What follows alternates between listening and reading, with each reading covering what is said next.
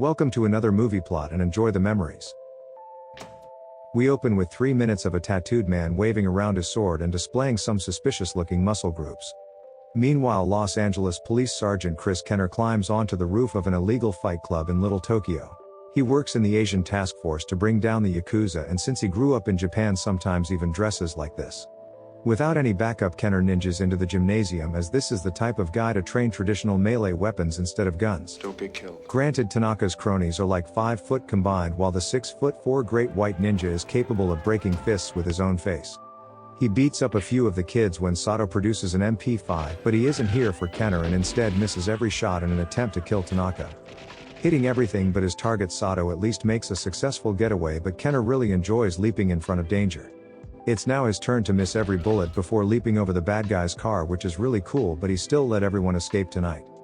Fortunately, he doesn't seem to ever report to a superior, and the next day gets hit on by a saucy old restaurant owner named Mama Yamaguchi. Just then the Sato squad enters to extort Gucci, so Kenner's like, "You're all under arrest for last night," and that goes doubly for Baldy. The tiny men attack Chris, but all get folded like origami except for Sato, who's the better fighter than any of the other Yakuza but is always running away. Some random guy enters dressed like a valet parking attendant and thinks that it's the white boy starting all the trouble. As they're fighting, the gang completely destroys the restaurant while escaping for a second time, all because of these 2 cops. Detective Johnny is new to the Asian task force and nearly just shot his new partner in the face because nobody told him that Kenner was white. Or maybe they were just thinking that he would follow through, as everyone in the division has tried to work with Chris, but here we are. I'd say it's harder working with a Japanese partner who doesn't even speak Japanese and wants to work Malibu, but he's half Asian, so they stuck him here. Kenner can translate their prisoner, but when you tattoo your gang symbol on your chest, it makes it pretty easy to find out who you work for. The Iron Claws leader Yoshida killed both Kenner's parents when he was 9, but then somehow let the kid mangle his face. He now rolls around with Sato and about a dozen bodyguards in case another child attacks, and crushes Tanaka in a compactor. He then takes over his nightclub and throws a party at his house, where his next target is Angel because she's been blabbing her big mouth off. She worked for Tanaka as a naked sushi table and must let the club's new owner Yoshida sample the tail if he's to buy the whole fish. With cameras rolling and all the witnesses around, Angel probably thinks what's the worst that could happen, but that's when your head falls off. Yoshida cut that thing off so cleanly that the next morning even the coroner sounds impressed at the level of our Bushido beheader's skills. We learn that Johnny's father was just some rich white dentist, so it's his Japanese mother to blame for his cultural illiteracy. She at least got him karate lessons, so Johnny kicks the crap out of some nightclub security, as police badges apparently mean nothing. They've come looking for another member of the Iron Claw since their previous prisoner broke his own neck to avoid meeting Ben Dover.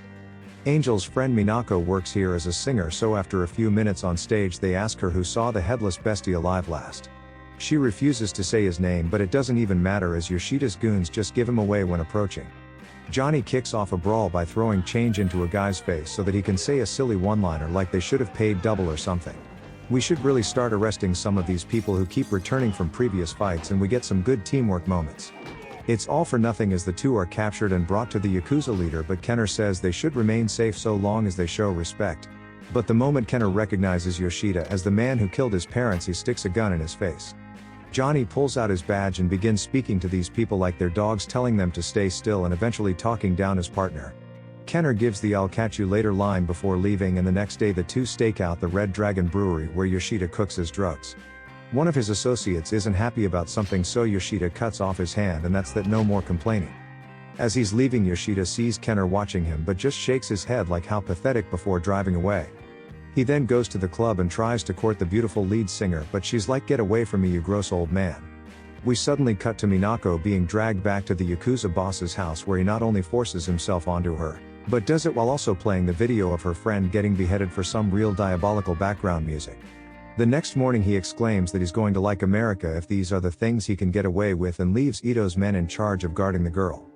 Kenner and Johnny are staking out the place, and as Yoshi's leaving, notice Minako preparing to commit seppuku as a result of movie night. The one-man army Kenner runs down and sneaks inside all quiet like to break one guy's neck, but that's where the stealth ends. He then goes balls to the walls, shooting up the place, and even punches through a door, drags a guy out by the nuts and breaks his neck. Somehow Minnie doesn't hear any of this, and Chris prevents her from self-offing before sweeping her up and running away. He leaps off the roof with her in his arms with not so much as a sprained ankle, but if that isn't enough, he then flips an entire Oldsmobile onto its side. That's the only way to line up a shot for a movie-worthy explosion before he drops Minako at his apartment and says to shoot anything that comes through the door. He says that you won't see me coming as a play on words for later, while across town Yoshida makes his lieutenant cut off his pinky to apologize. The boss kills him anyway, which comes as a surprise to Ito, so I assume this isn't one of those questionably honorable deaths. With all this killing, Yoshida decides to get soggy with the boys at the spa when Kenner and Johnny show up to ruin the mood. They've finally come to actually make some arrests, and hopefully beginning with this guy for manspreading in that thing. However, these aren't normal nappy wearers, as we're dealing with sumo submarines that disarm Kenner, leading to an all-out brawl. Yoshida's immediately taken out, and as his naked men get slapped around, Firehouse Dan turns the hose on Kenner and needs a chair to the face before he drowns him. Of all the wacky scenes, I'm not sure we needed this punch to be in slow motion, or why this is filmed like a crocodile and a hippo fighting in the Amazon. Kenner sticks the beast in the chest to escape, but the first-person hippo camera charges him down and just pulls the blade out. The pressure hose almost killed Kenner from across the room, so sticking it down the sumo assassin's throat is an easy death sentence. He still only counts as one, while Johnny had to deal with a whole room full of killers, but once again Sato decided to run away. Having made no arrests yet again, Kenner goes home and tells Minnie to pack her things. We're moving to the country. They stay at Kenner's Japanese cottage, which he built with his bare hands and is somehow still in LA, yet affordable on a cop's salary. Later that night, Kenner appears to completely forget that Minako was even here, so she gets naked and jumps in the hot tub to remind him. They take it back to the bedroom, where we get the payoff line that Minnie definitely saw him coming this time, and even some on-screen dingle.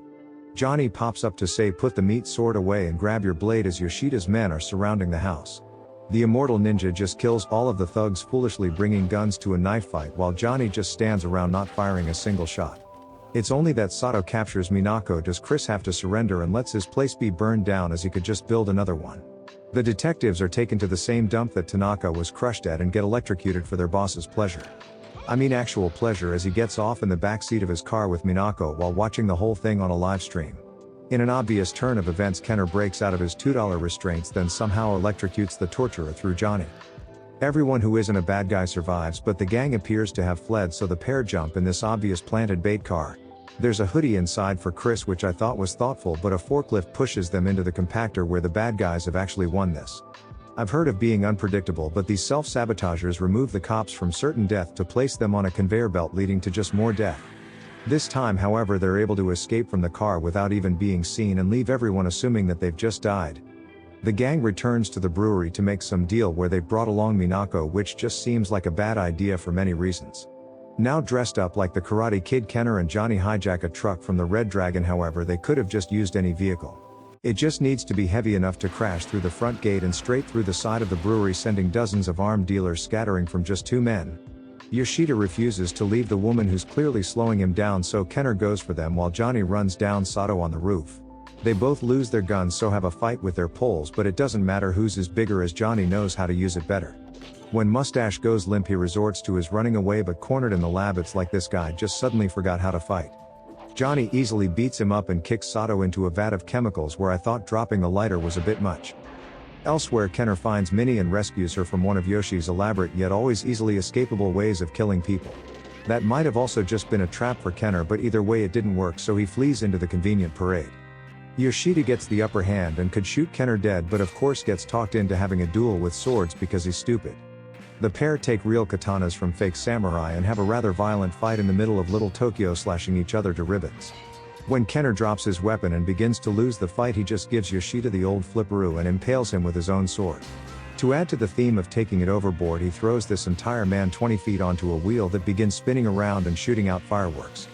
The Yakuza boss spectacularly explodes as Minnie runs up, putting her face disgustingly close to Kenner's open flesh wound.